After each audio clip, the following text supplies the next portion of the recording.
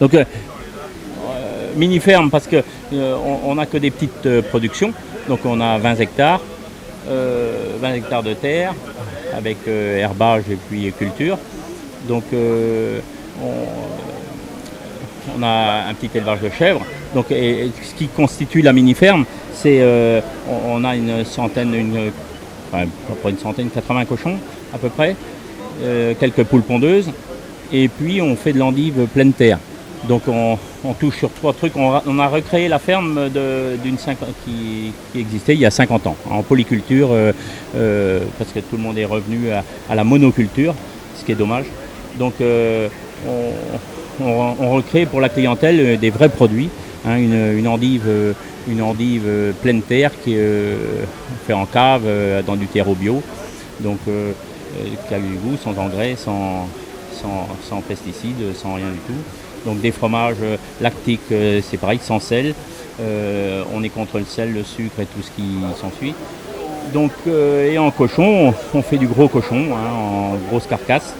Et donc c'est pareil, sans produit, un minimum de sel, sans aucun produit. Comme avec du sel de Camargue, qu'avec du sel de Camargue.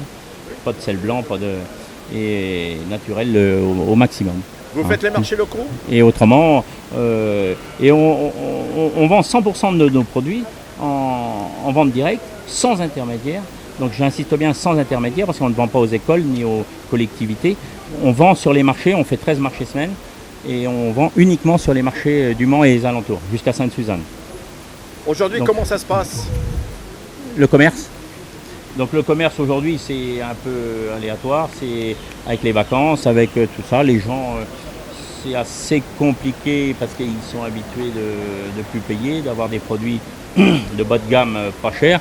Donc ils ne comprennent pas quand on fait des vrais produits avec où ça coûte un peu plus cher. Ça représente beaucoup de travail. Et je ne sais pas comment expliquer ça, parce que les gens, aujourd'hui le commerce est très très compliqué. Les gens sont blasés de tout ce qui peut exister comme magasin qui se crée. Donc nous, ça nous fait quand même du mal. Donc on essaye de valoriser en discutant, en se fâchant des fois avec les gens parce qu'ils ne comprennent pas tout. Où ils peuvent connaître, ils connaissent pas spécialement la ferme ou la fabrication. Donc nous, on est des vrais producteurs et transformation totale nous-mêmes, j'insiste bien là-dessus. On sent une colère en vous? Oui, parce que c'est très très très compliqué de faire bien. On n'est pas récompensé par rapport au mal qu'on a. Celui qui vend, si je veux me la faire à la coiffe, de la merde, il est mieux récompensé que celui qui fait des vrais trucs en se défonçant jour et nuit, hein, en voulant faire des vrais produits. Oui. Ça c'est sûr, j'ai de la colère, j'en ai, oui. Sérieux. Qu'est-ce que vous pourriez conseiller aux consommateurs? Eh bien, qu'ils essayent d'écouter et puis de comprendre, parce qu'ils ont l'impression de tout connaître, ils connaissent rien. Ils sont persuadés de beaucoup de choses. Moi, ceux qui m'écouteront sauront que je me fâche souvent, même avec les consommateurs sur les marchés, parce qu'il faut que la vérité sorte. Moi, je ne suis pas un fabricant et un agriculteur qui faillote devant le consommateur. Je me redresse devant lui en lui disant « il t'a tort et t'écoutes ce qu'on te dit, c'est tout ». Parce qu'ils ont tout faux, aujourd'hui. Il faudrait qu'ils écoutent un peu, bêtement. Et c'est à eux, s'ils veulent manger des bonnes choses, d'insister et d'aller loin de piéger les producteurs, parce qu'aujourd'hui, il est fait un peu de tout. Il y a beaucoup de magouilles. Enfin, moi, j'appelle ça magouille, mais... donc, c'est à eux de se battre parce qu'ils ont toujours l'impression d'être piégés, si vous voulez. Donc ça, faut arrêter tout ça aussi. Mais c'est le consommateur qui est responsable de ça. Hein. Faut qu'ils veulent payer un peu s'ils veulent un vrai produit.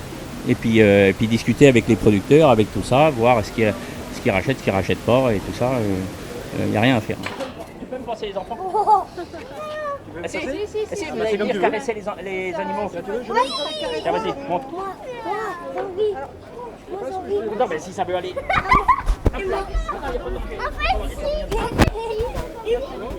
Elle est plus grande.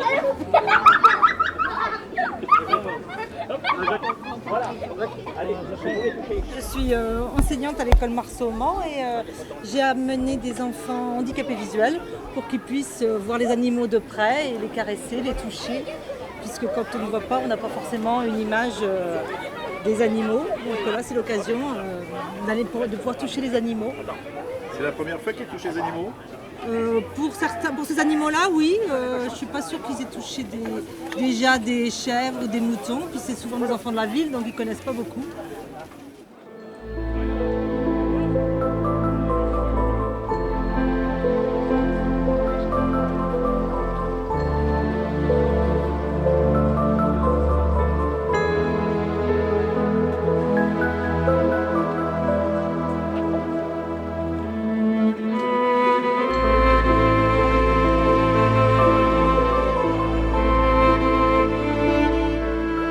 L'entreprise Le Dru à Saint-Marc-d'Outillet. On fait pas mal de marchés. On fait un marché la semaine sur la Cité des Pins et aujourd'hui on est à la foire aux oignons comme tous les ans. Alors tous les produits qu'on a ici sont de notre production. On ne vend rien du tout qui ne soit pas de chez nous. Alors on a des échalotes, on a des oignons, on a des blettes, du céleri branche, des rhubards, je vais y arriver. Tout ce qui est courge, spaghetti, pâtisson, potimarron. Et là j'ai des pêches de vigne, des melons, des poivrons, des courgettes. Et puis ça, c'est mon fils avec qui je suis associée. On est tous les deux en GAEC. Vous faites ce qu'on appelle de la vente directe? Oui, vente directe. On vend une fois le marché la semaine et la foire aux oignons. Et sinon, toute la semaine à la ferme chez nous, directement. On est ouvert du lundi au samedi de 9h à 20h. Et vous êtes installé où? À Saint-Marc-d'Outillet, au Cher-Mer. À côté des châteaux d'eau à Saint-Marc. Voilà. Ça va. À la prochaine. Oui, au foot. Bonjour, ça va? Beau chapeau. Monsieur le maire, un mot pour cette foire à l'oignon. Oui, pour cette fois à l'oignon, eh ben, il y a des oignons, attention. Il y en a pour beaucoup, hein. Eh ben, il y en a un peu plus, et puis on a mis un peu plus aussi de parties alimentaires. On est en train de changer, on a essayé d'agrémenter, d'alimenter. Et c'est une nouvelle foire qui commence, donc il va falloir travailler un peu pour continuer de l'améliorer. Voilà. On a l'impression d'avoir une foire à Fourtou. À Fourtou. Pas vraiment, justement, on a essayé de remettre beaucoup plus la question alimentaire, les oignons et l'ail. On a beaucoup plus de producteurs cette année. Donc elle a perdu de son originalité. Elle cherche plutôt à retrouver son originalité. Oui, mais avec Parce qu'elle était quand même beaucoup plus alimentaire, elle était agricole, et donc on a des animaux, on a essayé de retrouver ça, mais on cherche à retrouver l'origine de la foire. Ça prendra un tout petit peu de temps, mais ça va le faire.